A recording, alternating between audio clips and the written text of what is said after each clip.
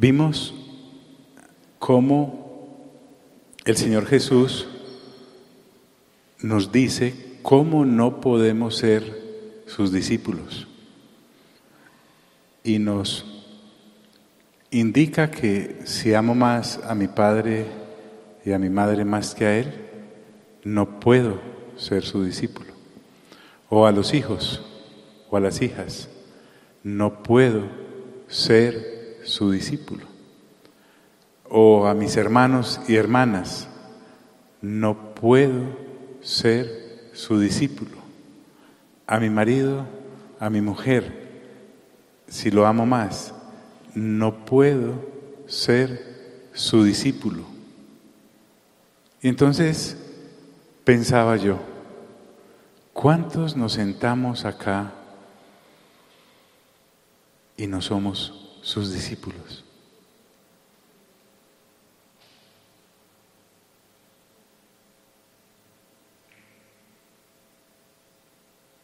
Hay tantas lealtades antes que Él.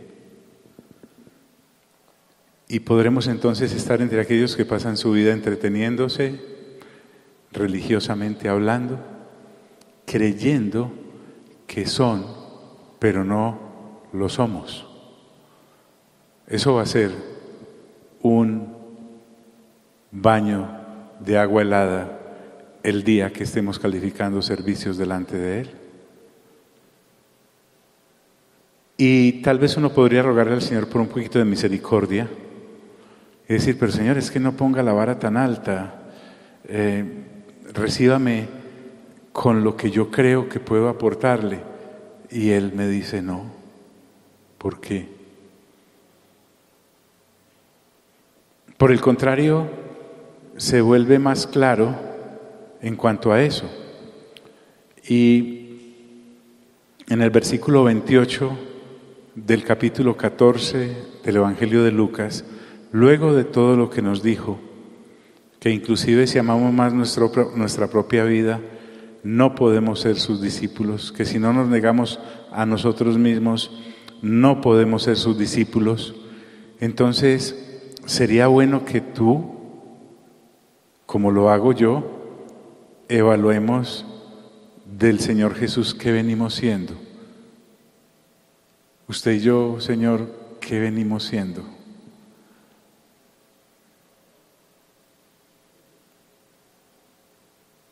Entonces, después de habernos puesto en esa situación muy incómoda, me parece una situación muy incómoda, remata y dice, porque ¿quién de vosotros? Mire que en vez de decir voy a darles un espacito como para que se acomoden y la piensen y vayan, no, nosotros dimos el espacito pues porque se terminó el servicio y la lectura cesó. Sin embargo, esto fue de continuo. El reino de Dios, quiero que sepas, no escapa a la lógica. Dios nos pide que hagamos algo que no entendamos. Tampoco nos pide algo que no podamos. Eso sí, nos pide cosas que no queremos. Y ahí es donde está el asunto. Ese juego que yo puedo hacerle a mi familia, a la empresa, al trabajo, con Dios no es posible. Ese juego que le puedo hacer a mi novio, a mi novia, a mi papá y a mi mamá, de hacerles creer que con Dios no es posible porque Él sabe lo que pensamos. Papá y mamá no saben qué pensamos. Ellos sospechan, tienen cierto aire de donde sospecha, pero no más. Pero el Señor sí. El reino de Dios no escapa entonces a la lógica. El Señor quiere discípulos serios. El Señor quiere discípulas conscientes. El Señor quiere discípulos equilibrados. El Señor quiere discípulas responsables. El Señor exige discípulos maduros. Quiere gente con visión espiritual hacia lo eterno. Por eso, estando allí con esta multitud, se dirige a todos Y cuando dice, ¿y quién de vosotros? Lo está señalando a cada discípulo, que eran los de aquel primer grupo que sí sabían, que querían de la vida. Estaba hablando también con los seguidores, que solo se aprovechaban de los milagros del Señor, eran oportunistas, pero específicamente le está hablando con amor a sus enemigos. ¿Quién de vosotros? Y somos tan elásticos, tenemos una Biblia a nuestro amaño, a nuestro antojo. Parecemos abogados buscando el artículo por donde escaparnos, el lugar gris. Y no hay lugares grises en la Biblia, no hay versículos que usted y yo podamos modificar. La Biblia no se actualiza como las leyes o los códigos o la tecnología, es la misma. Desde hace miles de años es la misma, sirve porque es la misma. Y entonces, para que no nos engañemos y pasemos años sentados o haciendo a veces hasta sacrificios para ir a un servicio, y decidamos de una vez, es que uno puede decidir ser o no ser. Porque ¿quién de vosotros, dice el Señor, queriendo edificar una torre? Ha dado tantos ejemplos el Señor en este capítulo que sigue. Y ahora el ejemplo es para constructores. Constructores en general, sea de grandes proyectos o hasta aquellos que solo hacemos pequeñas reformas. Cambiarle la presencia a un muro, pero también aquellos que hacen megaproyectos. El ejemplo cabe, no escapamos ninguno. En este caso, a la torre que se refiere el versículo, era una especie de lugar fortificado que se construía en los sembrados, en los viñedos, para defenderlos de los intrusos.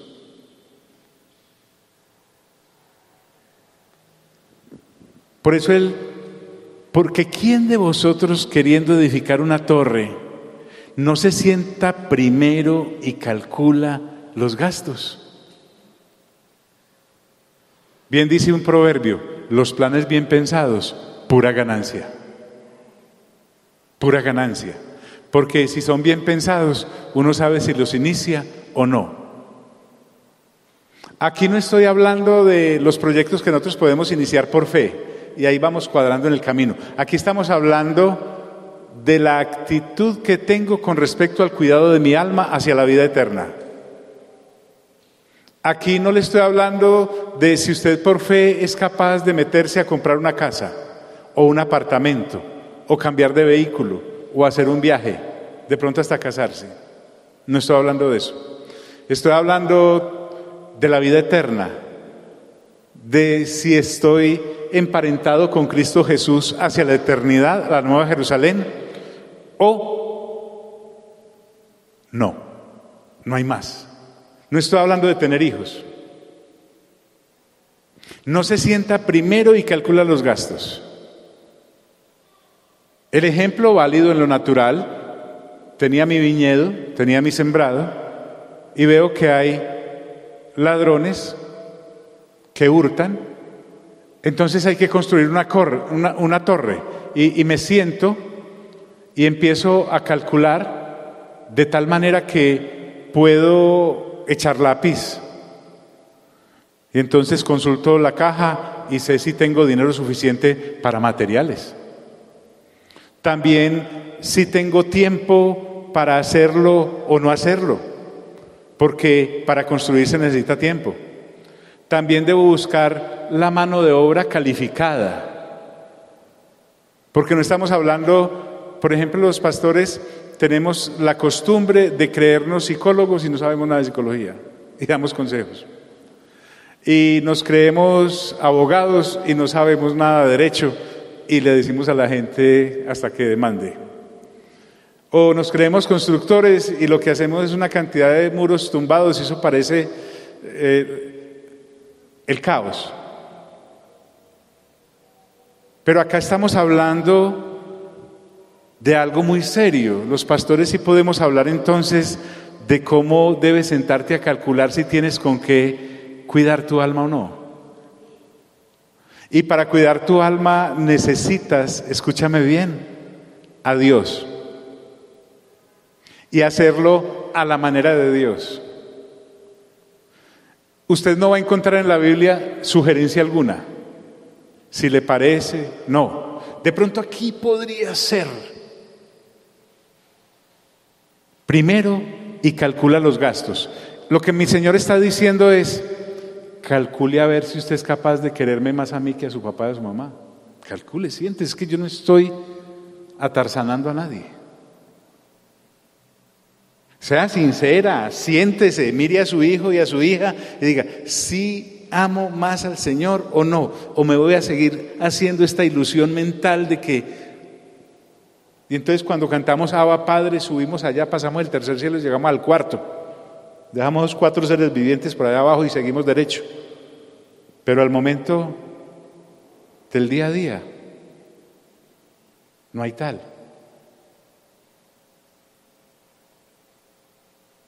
También había que calcular, por ejemplo, para construir la situación de orden público. Hay que mirar si se puede o no se puede. Calcular los seguros en una construcción. En esta construcción, nuestros vecinos, constructores también de este templo, contrataron unos seguros impresionantes. Y algunos problemas que hubo con la quebrada que pasa acá atrás, por gracia de Dios, Dios nos colocó en terreno alto, ellos están en terreno bajo. Hubo un aguacero, hermanos, hace como creo que 2 años y medio. Y eso, mejor dicho, parecía que íbamos a terminar allá al lado del río, del aguacero tan tremendo. Y se inundaron los 3 parqueaderos, son 3 sótanos. Y había allí carros de alta gama, de baja, de todo, hasta bicicletas. Y eso quedó inundado hasta la parte ahí de las cafeterías, del Epalito. Y podíamos sentarnos allí en la baranda a ver sacar las mejores marcas, llenos de lodo, pérdida total, pero habían contratado seguros, calcularon bien. En otra ocasión, la quebrada esa, hasta que la pudieron domar, pero contrataron seguros. A eso se refiere. No se sienta primero y calcule los gastos. Mi amiga, mi amigo, a mí me acusan de echarlos cada 8 días, pero es que es cierto. ¿Para qué voy yo a perder el tiempo cada 8 días, los viernes y cada 8 días, los martes? ¿Para qué? Si lo que primero tengo que hacer es sentarme a calcular los gastos. El Señor Jesús me exige eso. Me da un ejemplo natural, pero es que el asunto es hacia la eternidad. Y dice, no se sienta primero y calcula los gastos, a ver si tiene lo que necesita para acabarla. Sí, porque en esto de ser cristiano no solo es empezar. No. El Señor ha sido extremadamente claro y además gráfico en los pasajes anteriores. Desde el capítulo 10 viene haciendo esto, sobre lo que implica cómo seguirlo como discípulo. El Señor Jesús me está diciendo, si usted me va a seguir a mí, hágalo bien, calcule, para que no haga de su vida cristiana un mamarracho. Un mamarracho es cualquier cosa parecida menos a lo que realmente uno quería en el principio.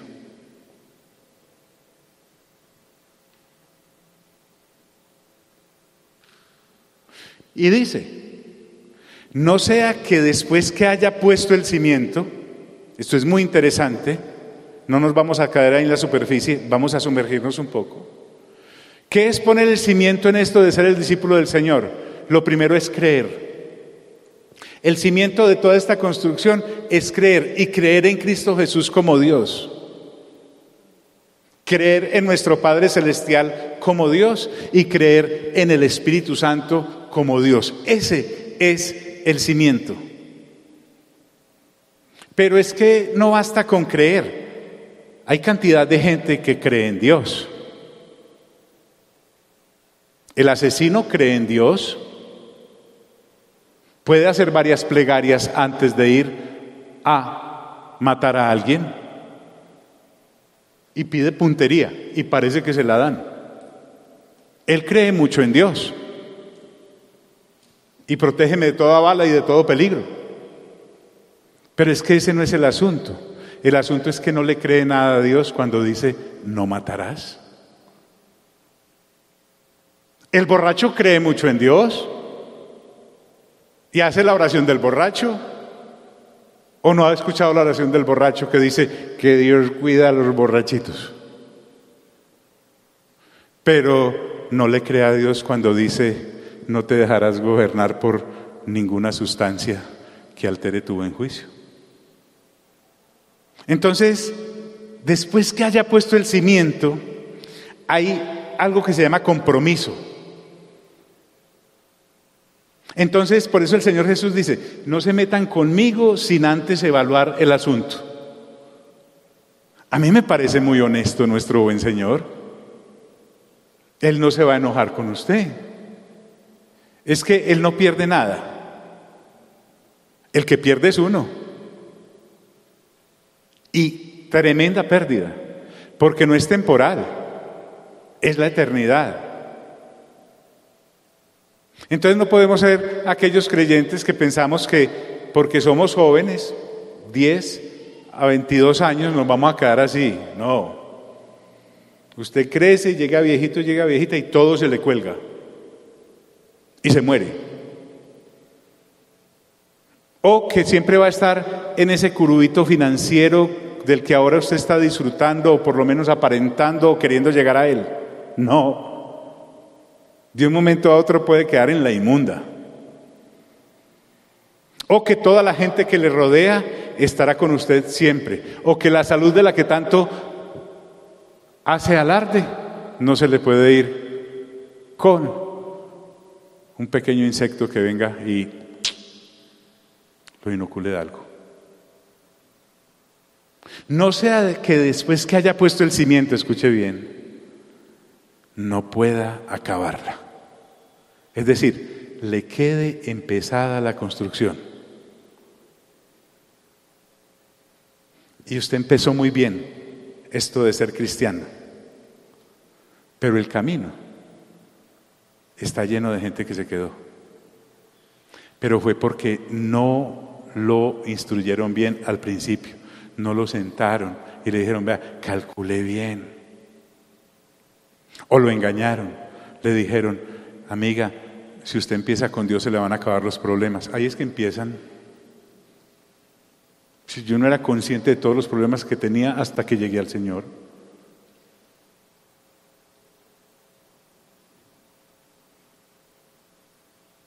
Entonces le queda a uno grande la construcción. Pero ese no es el problema solamente, es que hay testigos, diga conmigo, testigos. Y entonces dice el Señor, y todos los que lo vean comiencen a hacer burla de Él, claro, porque siempre tendremos gente que anda ruñendo de nosotros. Pero en este caso es interesante que hay testigos arriba en el cielo. Veremos en el capítulo 15 una parábola que el Señor habla y dice que por cada pecador que se convierte hay una fiesta tremenda que hacen los ángeles en el cielo. O sea, que hay testigos allá. También hay testigos a nuestro alrededor, familia, hermanos, amigos. Recuerdo eso con tanta nitidez. Hace ya más de 3 décadas, todos mis compañeros repuesteros. Y entonces el Señor le abre a uno el entendimiento. Y de 10 palabras que uno decía, 15 eran madrazos. Pero de un momento a otro, por la llenura del Espíritu Santo, usted amanece con su boca y su lenguaje sano. Es que le queda difícil hasta pensarlas, ahora para decirlas. Entonces empezaron, perdónenme que me ponga de ejemplo, usted se puede poner el suyo.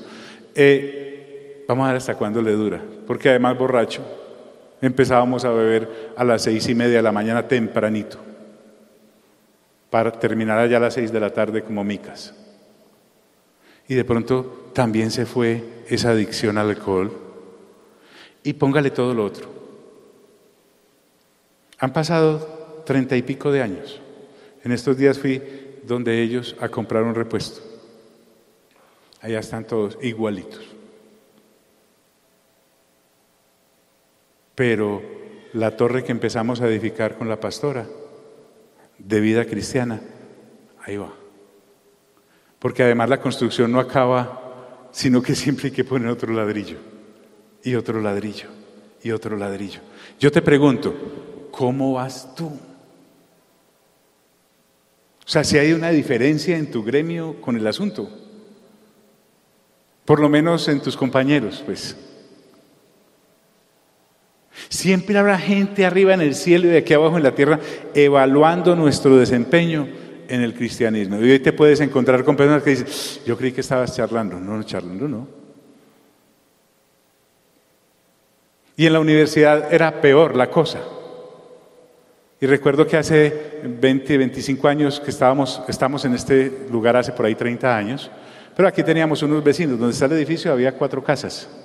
Y había una señora que nos la tenía pues montada porque a ella no le gustaba que cantáramos. Y nos colocó una queja en la inspección. Entonces, claro, el pastor tiene que ir a la inspección, aquí abajo en Manila. Me fui para allá un sábado después de un servicio. Hasta aburrido llegué allá. Y me atendió el inspector. Cuando entré y me senté, él estaba haciendo unas cositas y cuando llegó y entró, me dijo, ¿qué hubo, John? Era un compañero de la universidad con el que habíamos hecho y deshecho. Me dice, ¿qué haces por acá? ¿Qué te trae? No, es que tengo una queja de una vecina.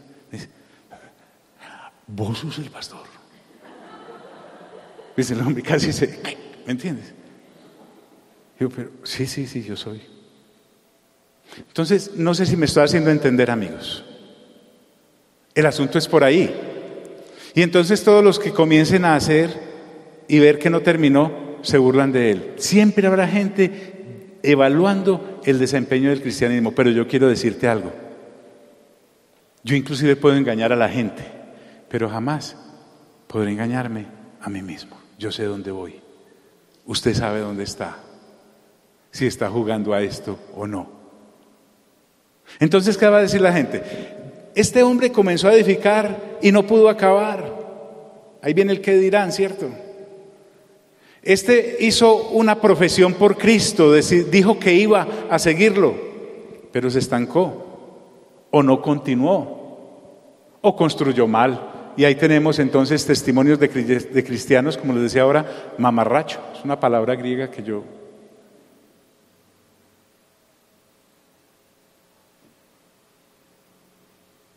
El apóstol Pablo, les decía que íbamos a profundizar un poco. El apóstol Pablo en 1 Corintios capítulo 3, para que evaluemos esto bien durante las siguientes 4 horas. Dijo en 1 Corintios capítulo 3 algo tan interesante, refiriéndose, y permítame traerlos de la torre o del edificio o de la casa o del muro que tumbó, a la vida cristiana como se debe edificar.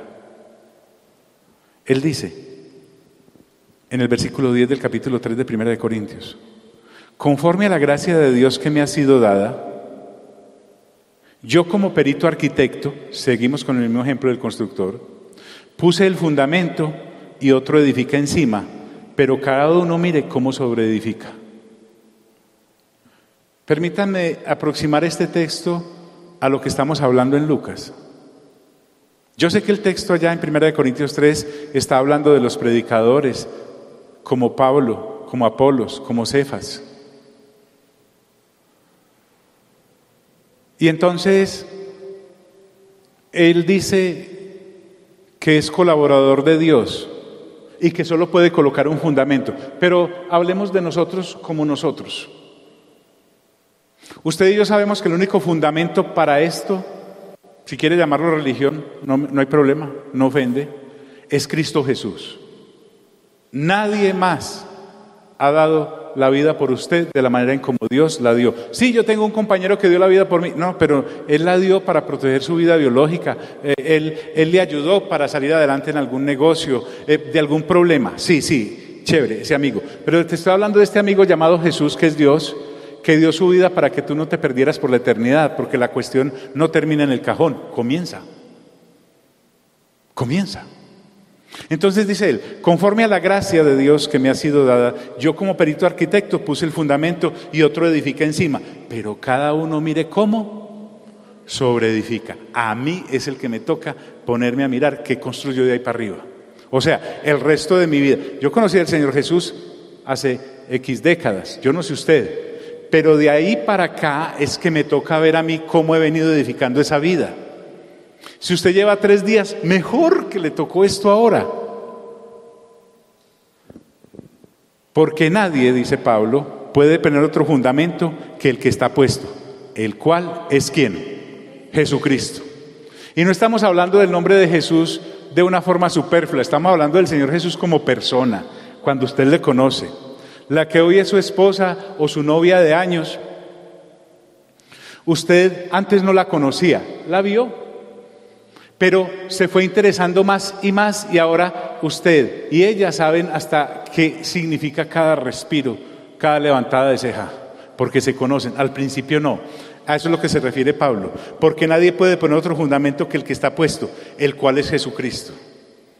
Entonces uno empieza esta relación y Dios empieza esta relación con uno, pero el asunto es conocerle. Dios dice, no se gloríe el rico en su riqueza, no se gloríe el valiente en su valor y no se gloríe el sabio en su sabiduría. ¿Saben qué puede gloriarse? ¿Sabe qué puede impresionar a Dios? Dice, gloríese en conocerme y entenderme que yo soy Dios. Pero algunos, el conocimiento que tenemos de Cristo es ahí, el nombre. Pero que le pregunte a usted algo de Él, qué comía, qué no comía, cómo respiraba, cómo le gusta que vivamos. Eso lleva tiempo. A eso es lo que me llama el Espíritu Santo a evaluar esta noche. ¿Cómo estoy alimentando mi alma? Yo sé que usted alimenta su cuerpo, algunos nos mencionamos en eso. Pero ¿cómo alimentamos nuestra alma? La gente con la cual tú te juntas alimenta su alma. Te pregunto, ¿te impulsan, por ejemplo, a cosas tan sencillas como, ¿sabes cuántos evangelios hay? ¿Sabes si el apóstol Pablo era soltero o era casado? ¿Sabes si Pedro era casado o no? ¿Tenía hijos o no? ¿O solo conocemos a Jesús de nombre, pero la Biblia es un tabú para nosotros? Porque nadie puede poner otro fundamento que el que está puesto, el cual es Jesucristo. Y miren cómo llega. Y si sobre este fundamento alguno edificare oro, plata, piedras preciosas, madera, heno u hojarasca, y observe usted acá, no me puedo quedar ahí, voy de afán, solo de paso. El oro no es perecedero, pues tiene que haber uno muy duro para acabar el oro. La plata también es duradera. Y las piedras preciosas también. Pero mire esos otros elementos, madera, heno y hojarasca. ¿Ha visto usted cómo se prende de fácil un kiosco de madera con heno? Eso es en un santiamén. Pero los otros elementos no. ¿Por qué el Señor Jesús habla de esta manera? Porque Él es hasta rico en la forma en cómo habla. Tengo que mirar, a ver, mi vida con Cristo la estoy edificando con oro, plata o piedras preciosas. Es decir, le estoy dando siquiera el cuidado a mi vida que le doy a esas gemas. O usted, claro que sí hay mucho despistado, pero la gran mayoría, los anillitos esos que tenemos de oro, no los dejamos por ahí tirados. Los de plata tampoco.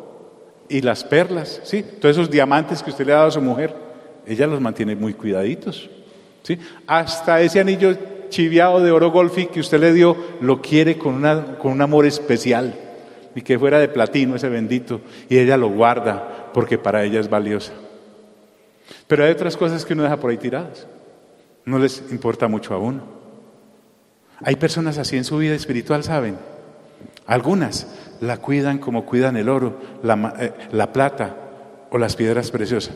Otras dejan eso por ahí tirado, sin ningún valor. No les prestan atención. Hasta en cómo trata uno la Biblia, sabe uno qué calidad de creyente es. Ni siquiera le dije cómo la lee, sino cómo la trata. Hay gente que trata también la Biblia que ni la lee para no gastarla. Pero entonces miren lo que viene. La obra de cada uno se hará manifiesta, porque el día la declarará, pues por el fuego será revelada. Y la obra de cada uno, cual sea, el fuego la probará.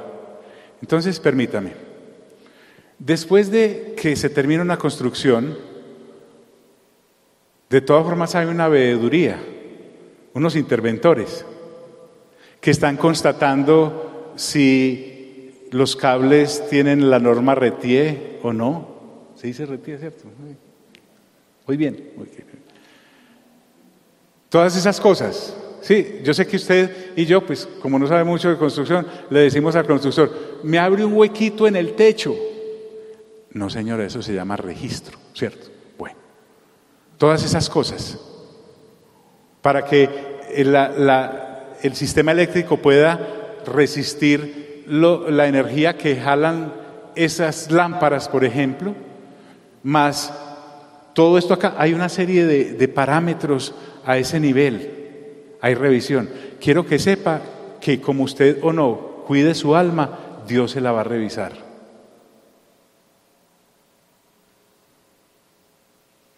El fuego la probará. Por eso es que es tan importante esto. Yo no le puedo salir al Señor que yo no me puedo dedicar a cuidar mi alma porque tenía que cuidar mucho a los hijos. Ya Él me dijo, el que quiera a sus hijos más que a mí, no es digno de mí. No, y es que mi marido era muy bravo y de pronto me pegaba. No, es que Dios sabe. Es que ¿quién más bravo que Dios?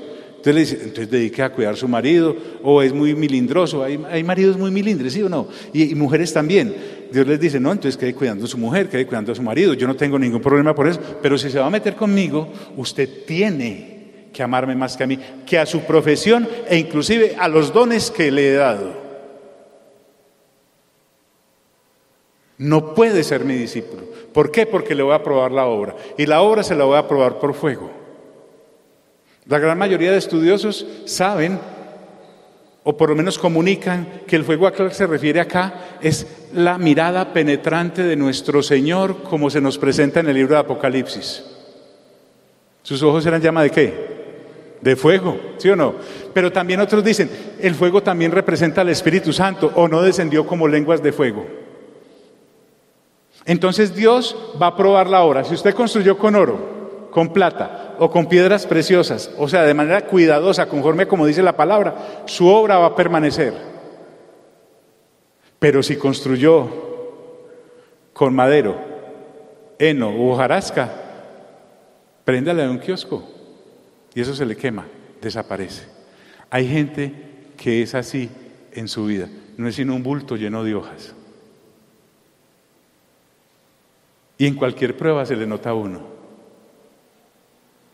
Y la obra de cada uno, cual sea, el fuego la probará. Mire usted, es que la Biblia es tan sencilla. Si permaneciere la obra de alguno que se sobreedificó, ¿qué recibirá?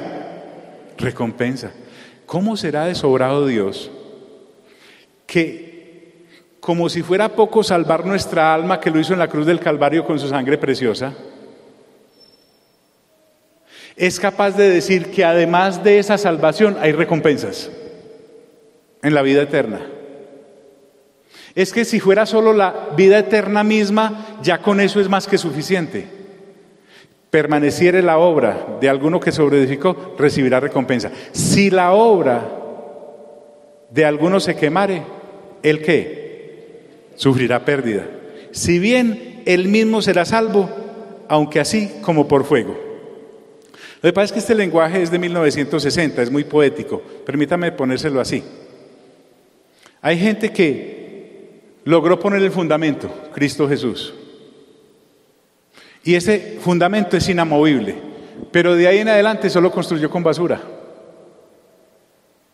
Entonces, por eso, dice Pablo, la persona es salva, tranquilo, usted ya no va para el lago de fuego de azufre.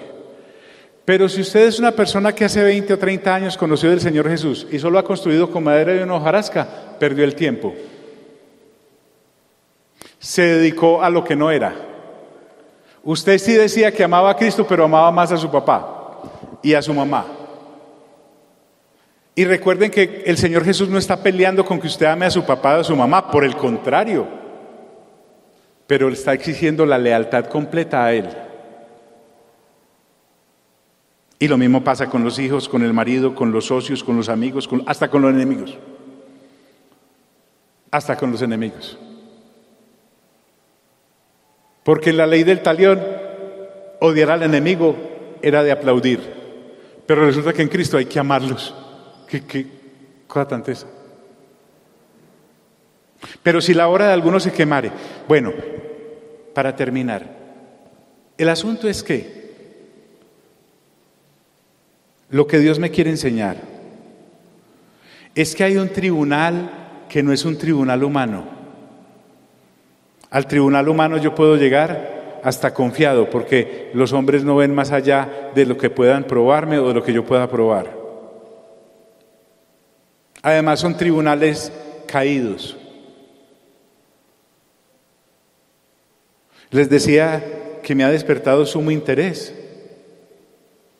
el pensar por qué nuestro Padre Celestial envía a su Hijo Jesucristo acá a la tierra para que en un tribunal Pilato, en un tribunal Herodes, en un tribunal Anás y Caifás humano, fuese juzgado el Señor, siendo inocente.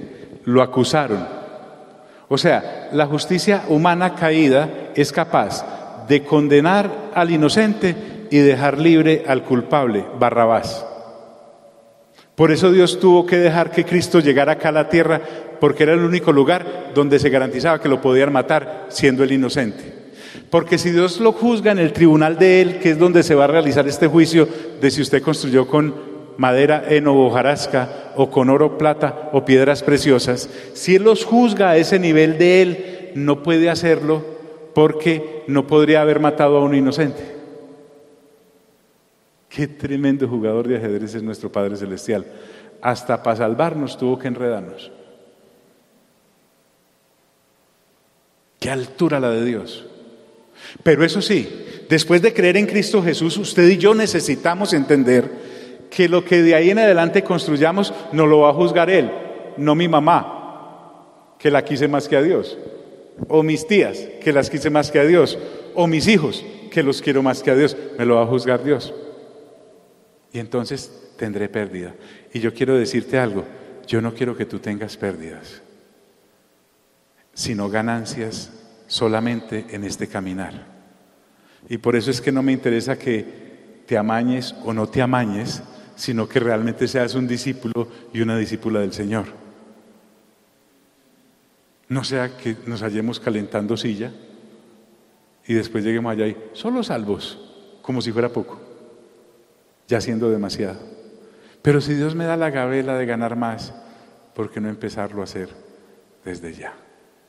Si tú consideras que, el tiempo lo he perdido, pero bien, pues es el momento de comenzar, porque esto es mientras haya vida. Esto es mientras haya vida. Creo que es suficiente para reflexionar. Muy suficiente. Muy suficiente, claro que sí. Y entonces nuestro buen Dios remata con otro ejemplo, porque como te digo, el Señor Jesús, cuando decide devorar un tema, no lo suelta hasta que le queda uno bien claro. Y volviendo al Evangelio de Lucas, dice: ¿o qué rey al marchar a la guerra contra otro rey ahora da un ejemplo de guerreros? Pues hay gente que de construcción no sabe nada. Hay gente que de agricultura no sabe nada, pero de guerra sí. Hay gente que ha peleado esta vida y la otra y han sido sobrevivientes de unas batallas que usted ni se imagina. Claro que eso asustaría a una ama de casa. Por eso el Señor Jesús dio ejemplos de ama de casa para las que se puedan asustar con guerras. O de constructores. Pero a la gente de guerra les dice, ¿o qué rey al marchar a la guerra contra otro rey? Este es un ejemplo para gobernantes en contienda. Es un ejemplo tan actual. Uno abre el periódico buscando el crucigrama y mientras llega el crucigrama es una balacera desde que arranca.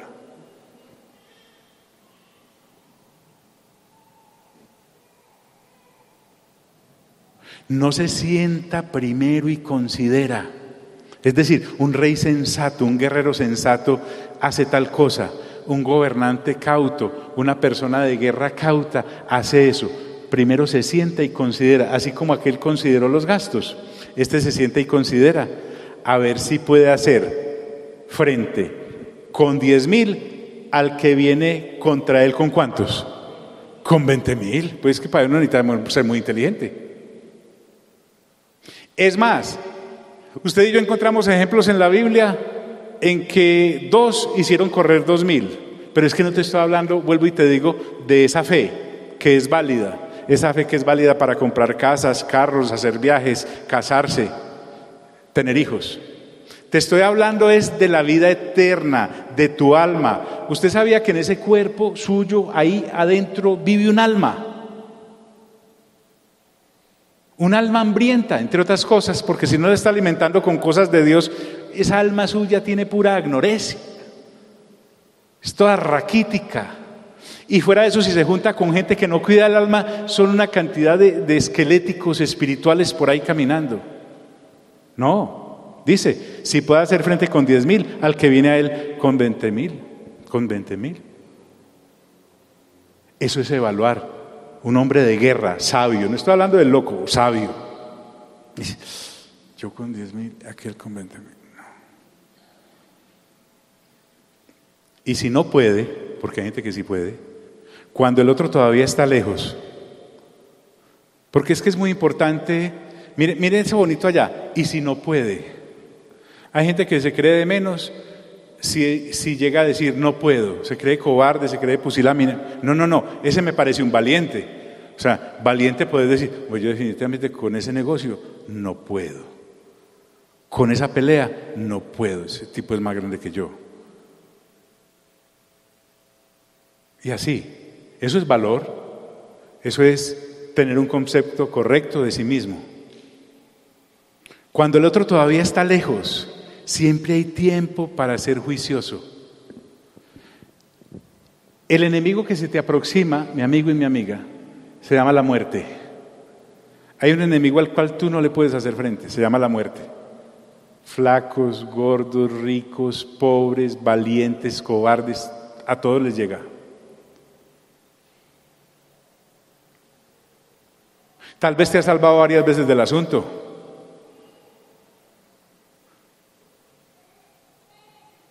Le envía una embajada y le pide condiciones de paz. Entonces, en este asunto, las paces con Dios hay que hacerlas antes de que nos muramos, así sea de viejitos. Hay gente que murió porque se estrelló, lo mataron, lo pisó un carro, se murió de viejito, allá. Algunos se mueren del aburrimiento, otros sanos, otros enfermos.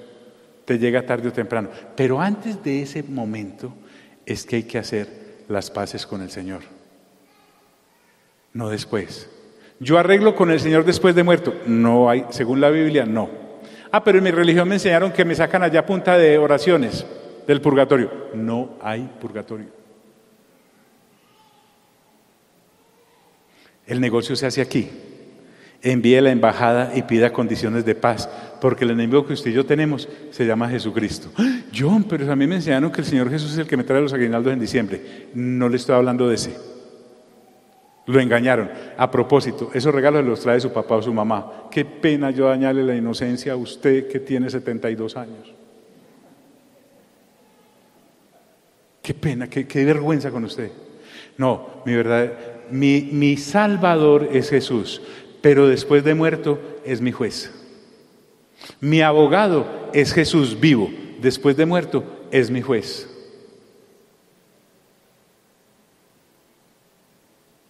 Y entonces hablan de aquel delincuente que tenía un excelente amigo abogado y siempre lo sacaba. Y un día nombraron a ese abogado de juez y cayó precisamente en el reparto, en ese lugar, el caso. Y dijo: hombre, pero si ese es amigo mío, si ese es amigo mío, me va a ir muy bien. Y cuando llega, lo declara culpable y dice: pero fulano, porque dice: yo era tu abogado, pero ahora soy tu juez y te conozco. Eso pasa con el Señor Jesús. Él es mi abogado y me ayuda en todas. Usted no sabe de las que es Dios. Pero una vez califiquemos servicios, ya no podrá ser más abogado. Abogado era antes, pero va a ser juez. Por eso en aquel día, cada una de nuestras situaciones será aprobada.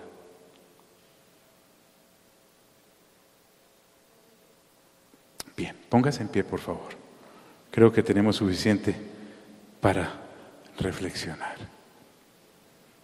No sabe cuánto le agradezco al Espíritu Santo que nos haya dado esta cita con su palabra hoy, porque en ningún otro lugar, o bueno, si hay más lugares, cultive lugares en los que le lean la Biblia sin miedo, donde le abran las Escrituras conforme a lo que ellas dicen, no conforme a lo que usted cree, sino conforme a lo que ellas dicen. Pero sí quisiera suplicarte que hagas las paces con el Señor antier,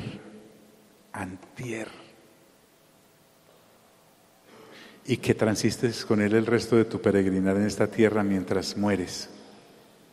Así sea de viejito, chochito, lleno de nietos. Pero ese día te llega y entonces llegues al otro lado, listo para la vida eterna. Diga conmigo: Señor Jesús, gracias por tu palabra, que es viva y eficaz y más cortante que toda espada de doble filo, y penetra hasta partirme el alma y descubrir qué hay en ella de mentira y de verdad. A ti sea toda la gloria por los siglos de los siglos de los siglos. Amén. Dios nos bendiga a todos.